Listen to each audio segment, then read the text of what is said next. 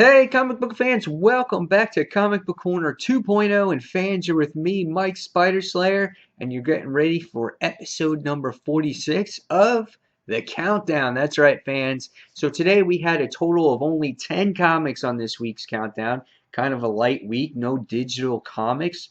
So, with that being said, let's just get started with the top 10. Number 10, and that is Gothopia's own Catwoman, issue number 27. Now, with Gothopia, in general, this event or whatnot has kind of been a cookie cutter. Everything that happens is the same. So, you're a hero from the Bat family. Everything's all perfect. Everything seems okay. And then you wind up fighting a villain, and then you realize that Gotham is not so great.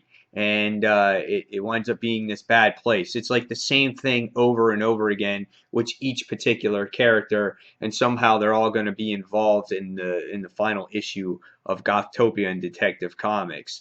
This issue was just rough. I mean, the artwork's okay, and I wanted to like this because I was interested in Catbird. You kind of you like Catwoman being that sidekick of Batman, so you're kind of intrigued about what's going to happen. But it really just branches off into like her own little adventure, just like all the other Gothopia series do. And it's just frustrating and disappointing to read because she fights this generic character by the name of Metal Jacket, and we see her fight against herself with her own costume or her own hallucination of who she really is compared to her fake identity in Gothopia. You find yourself whiny, just a typical another bad issue of Catwoman, and this event just didn't do itself any justice. So, didn't like the issue. I'm giving it a 2 stars. So, with that being said, we're going to move on, and we're going to move on to number 9. And number nine's comic this week is Forever Evil Argus, issue number 4 out of 6. This series started off really good. Now it just seems to be dragging. It's our whole purpose of this is to try to find the Justice League, and Steve Trevor's goal is to try to find Wonder Woman. He wants to go after her, find out if she's still alive or not. And in this issue, we see the continuation of the team up with Killer Frost and Dr. Stein, looking for Firestorm and that Firestorm Matrix because they know it's going to blow up. And then we come across some Plastique and some other characters in the book, and Steve Trevor and everybody else. They have to transport to get to the circus, and they open up the key to the circus's door, and this weird psychic lady has to wind up. Her name is Sai, and she has to help Steve Trevor try to get to where they need to get to, which was the cheetah, and uncover the truth of what's going on because she's got the lasso. Now, when you saw this cover, this is a very misleading cover. You thought right away, okay, they're going to get to Cheetah. You thought they're going to get to Wonder Woman, and nothing of that ever happened. No mention of Cheetah whatsoever into that very last page, and I hated how deceptive the cover was here. It was just very frustrating, and I just feel like this was a filler issue for the series. It dragged on. It was boring. I didn't like it. If this would have been my worst pick of the week if it wasn't for that crappy what's it called, Catwoman issue. So I'm giving this one also a 2.5 out of 5. This was dumb. Really didn't enjoy it. Hopefully the next issue will be better because maybe we'll come across Cheetah. He does some battle against Cheetah, things like that. It was just a frustrating read all the way around. So next we move on, and we're going to go on to number 8, and number 8 is Flash, issue number 27. Flash is in a place right now where it's a bunch of one-shots until we get the new writers on board, which we know the writer's going to be Robert Venditti, which I'm very scared about because when it comes to the Green Lantern books, they're just not as up to par as what we're used to. Now, we had Jeff Johns for years and years on Green Lantern, so I'm sure we're spoiled with that. Now, Brian Buccellato is a great writer, and his story is good, but right now, since there's nothing really going on, it's just here's a one shot, here's a one shot. And this one had to do with Barry Allen trying to solve this case that's going on that happened in the 1800s, and then there's this copycat murderer that's going along that supposedly killed a whole bunch of people, and he feels that this murderer has to do with the death of his mom. And he visits the prison that his dad is in, and he talks to his dad to try to get information, and his dad wants nothing to do with it. And he gets really frustrated with the whole conversation because Barry's bringing up his mother's death again and whatnot. And by the time we get to the end of this issue, we see that it continues with dead man walking. So supposedly the person that killed all these people are ghost or spirit or whatever. So I don't know. It's kind of a filler story arc until again we get these new writers on board. I don't like the artwork for Flash in this issue either. It's too dark. It's too heavy on the inks. Too much shading. I felt that it was a very dark looking Flash, and I don't feel that the Flash is that type of character where he's really dark, and I don't feel that he fits those inks at all. I really don't. He should be a brighter colored character, you know, things like that. I don't know. I didn't like the artwork all that much. It wasn't a horrible issue. It was great. It was a great. It's a good individual story. If you knew that, if you knew what was coming next, you know what I'm saying. But again, we gotta get Robert Venditti and everything else. So I'm giving this one a 3 out of 5, and I think it's an average book. So next we're gonna move on, and we're gonna move on to number 7, and number 7 is Guardians of the Galaxy: The Trials of Jean Grey, issue number 11.1 for this. Now, this really also doesn't kick off the story of Trials of Jean Grey either. What it does is what's happening is it's happening at the same time as the all-new X-Men issue.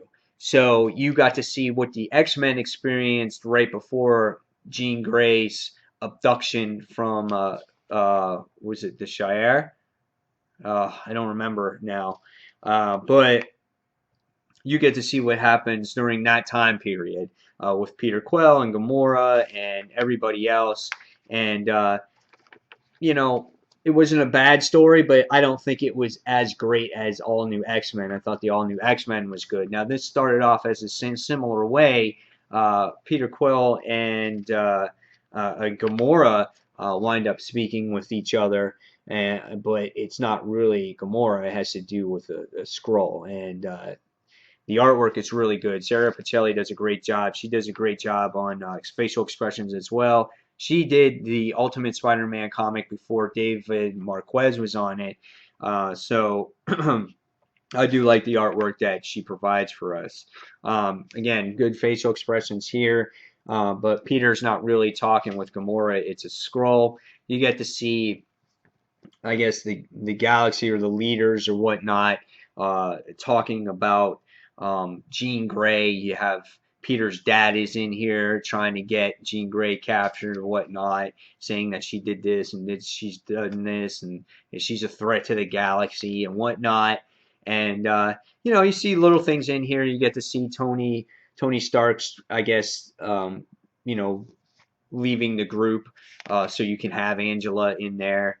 And you know, it wasn't horrible, but it wasn't the greatest issue either because we get to see the death of the Skrull, and then what happens is you come across the point in time right when Jean Grey was being abducted, and that was that. So it wasn't horrible, but I wasn't like, oh wow, this is great. It didn't progress anything, so I don't really think it was needed in a way, you know. So I'm going to give this one a 3 out of 5 too. It was okay, but it wasn't great for me. All right, next we're moving on. We're moving on to, I think it's number 6, right? One, two. Yep, moving on to number 6, and that is Saga Chapter 18. Now, this is the conclusion to this story arc with our team or group of characters on Quintes, I think is the planet's name, and that has to do with this author. Um, and whatnot. Now, this is the end, like I said. So after this issue, the team here from Saga, Brian K. Vaughan and Fiona Staples, are actually going to be taking a break. It's going to be a 3-month hiatus, and while they prepare the next set of issues for us. So, and until then, you can get the next trade for this series. So that's what they seem to do, so they can get this books out in time. But we see everything get wrapped up. We get to see the author of that book. He winds up getting killed. You get to see Lion Cat gets chased away by the little ghost, which I forgot her name offhand. And we also get to see what's it called? God, I'm just forgetting everybody's name. Marco and Alana. Alana's protecting the baby, which is Hazel, from Prince Robot the Fourth, and from Gwendolyn. And Gwendolyn's trying to get a spell to fix the will, because the will is actually, she cares for the will, which is the body or the bounty hunter that's trying to go after Alana and Marco. And Gwendolyn's just trying to get the spell from Marco. And Marco just sits there and says it's not going to work because it's got to be part of our kind. It can't be a mortal, a human or whatnot. So Gwendolyn winds up freaking out and she tries to kill Alana and things like that. So it was a really fun conclusion to this story arc. You find out that Prince Robot the Fourth, him right here, he actually rebooted and he doesn't have any type of memory of who he is and what he's here for and whatnot. And we find out that our group of characters here take off from the planet Quintus, and we find out that we're moving on to the next story arc, and we talk about our the baby who does all the narration in here, which is Hazel. And you find out now, going into the next story arc, that she's a toddler now, no longer a baby. So it looks like things are moving ahead a couple years into the future. So yeah, it was a good issue. I liked it. Not a whole bunch of action. It just wrapped up everything. I thought it kind of wrapped it up a little bit quickly. I was maybe anticipating a little bit more out of this. But our heroes are still on the run, and we're going to see where it goes from here. So I'm going to give this one a 3.5 out of 5 stars.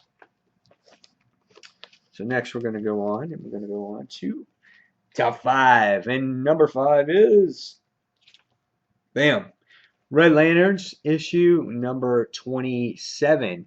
I like this issue. I thought it was great, and I really like the Red Lanterns in general. I thought I just love this book. We get to see an old flame from Guy Gardner's past that happens in here, and he's trying to hook up with her. Guy's changing his look, and I'm sure it's the red that's changing things for him. He now has long red hair. And he even says it in the book, which I thought was pretty neat. Because you would think as a reader, you're like, why is he wearing the stash and the long hair? And he makes it a point in the book to say that he's changed his look, which I thought was interesting.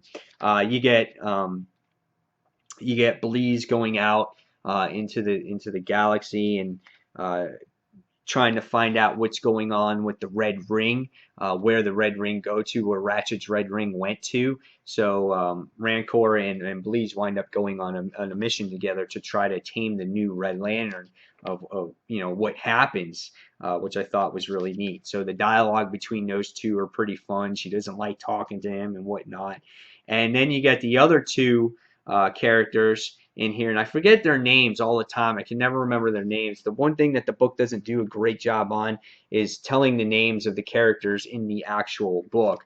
And I forget this guy, but he's the guy that looks like the testicle that that Guy Gardner said. But it's funny. So they go to Earth, and they wound up exploring all the places to see. And that are important in Guy Gardner's life, while he goes and talks with what was her name again? I'm trying to remember the girl's name. Let's see if I can remember it. I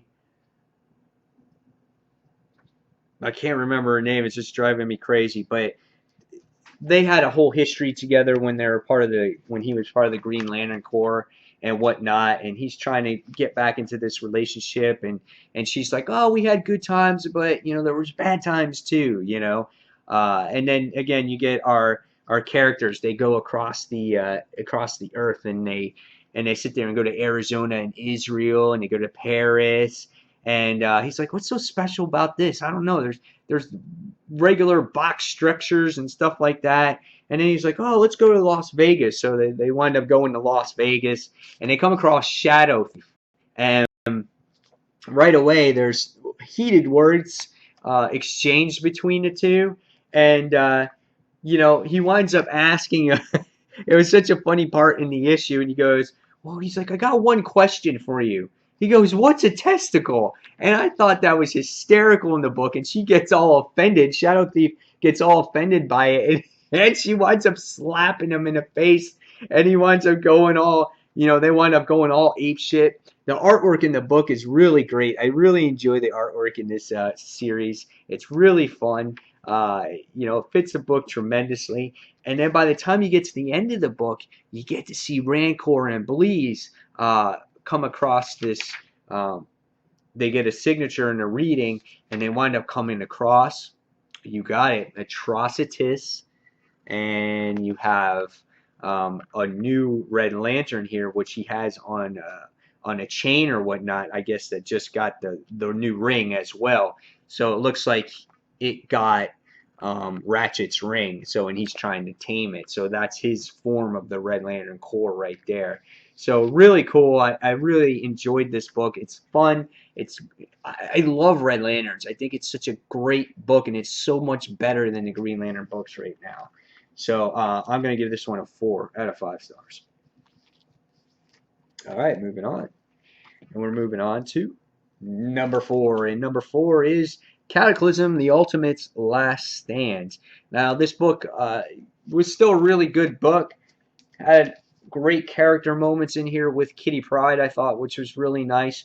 But this was the most deceiving cover also of the week, too. Because in the issue, you see Captain America make a sacrifice, but you don't know if he's really dead or not. So it doesn't really make an impact by the time you get to the end of this issue. But we get Reed Richards. They come up with this plan to stop Galactus. Finally, they have a way to do it. And they feel that they can do it with Kitty Pryde's help. And she's basically going to have to sacrifice herself. But, she's selfless, willing to jump on board and do the things that she has to do. And they're going to kind of pump her up with Hank Pym particles and things like that to make her size. And she's going to have to phase through Galactus's hunger machine before he builds it and then eats the planet. The book does a great job with a lot of chaos going on in the issue. You can feel that, and all the tension going on, and that they don't have much time. You can feel that in the book. And that's what I really enjoyed about it. They're always being rushed, and there's people all around. There's no time for anything. Rachel Gray, or is it Jean Grey in this one? Is it Jean? God, I don't remember which one it is. But I think it's Jean Grey. It's kind of bugging me. Let me find out real quick. Yeah, it is Jean Grey. She just looks like Rachel Gray in here. But it's Jean Grey who tries to find out what's going on in Galactus's head. But he winds up reading the signature, and he winds up freaking out. And he's like, oh, I'm hungry. And he starts freaking out and starts, destroying the helicarrier and everything else. And here goes Captain America out to save the day. And he winds up flying his his rocket ship into or his jet into Galactus's mouth. But by the time, at the same time though, you see him leaving. So you're not really sure if he's really going to die or not. And I don't think he's dead. I think he's still alive. But by the time you get to the end of the issue, you just see the helicarrier, fall and explode, and then you just see Galactus hungering. So it was kind of a different way I thought it was going to end, but it was still a good issue, and I loved seeing Kitty Pryde's character, how she was willing to do whatever it took in order to save, Earth. And where this goes in this last issue coming up, which is issue 5, will be interesting. I've really enjoyed the Cataclysm event overall. I thought it's a fantastic event. And if you guys haven't read it, I think go out and read it in trade. I think you'll enjoy it. But I like this issue, and I'm going to give it a 4 out of 5. So with that, we're going to go on to top 3. Top 3, number 3, and that is Superior Spider-Man issue number 26. This book, I thought it had all great elements in it, and I gave the last book a 4 out of 5 stars. I'm giving this book on my initial review, I gave it a 3.5 out of 5 stars. And you know what? I kind of sticking with that when I look at it as a book overall. But it's higher on my countdown because I guess I just enjoy Spider-Man and I see where the story is going.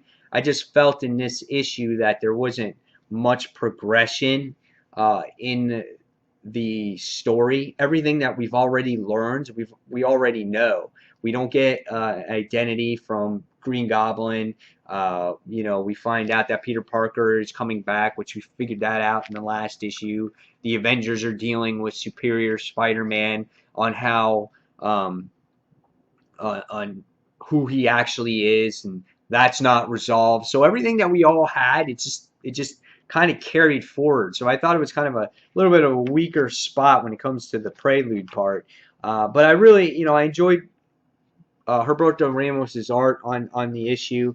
I thought it was nice. I thought it was well done. I made it a point in my in-depth review that I don't feel that this story with the Avengers anymore is needed as much because it's taking them so long to figure out who Superior Spider-Man is. I like the mind swipe part where you have hardly any memories of Peter Parker left. I really enjoyed that. However, I would have loved to see it maybe like in black and white with maybe a tad of color in there just to see how empty his mind really is at this point or what he remembers. You get to see, things that point to the Green Goblin being Norman Osborn, but it's not him. It would just be too obvious. It's not him. I don't feel that it is.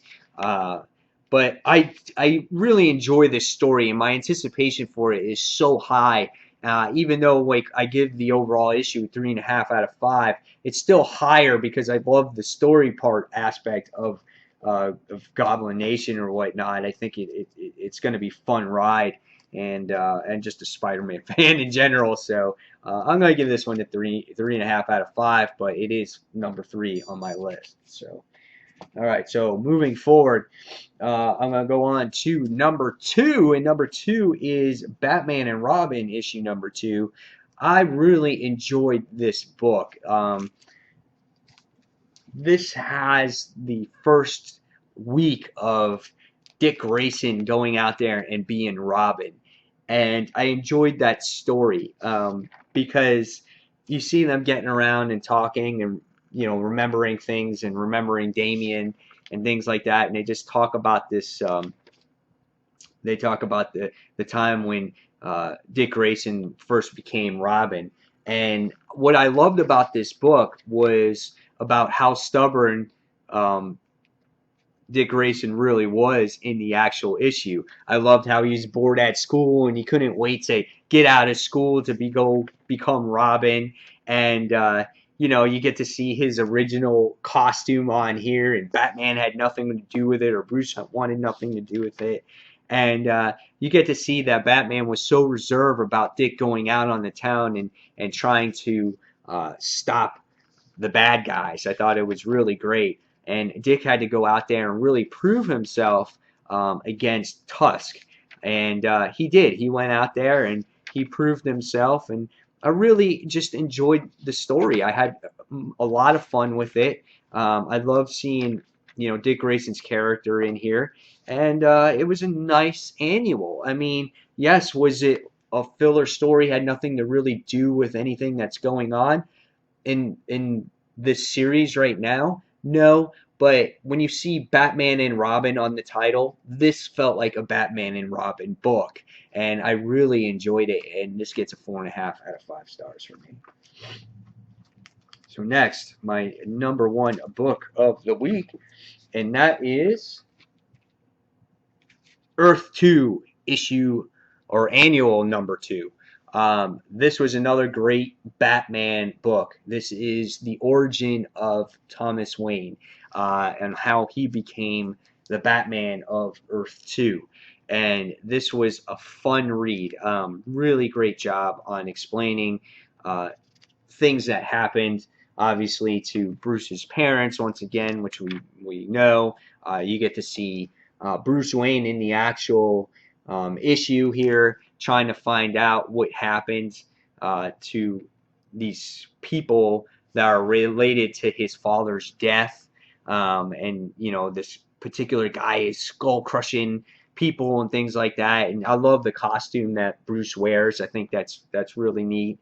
And then you get to see this past history of this mob boss, and Bruce kind of interrogates him with some truth serum.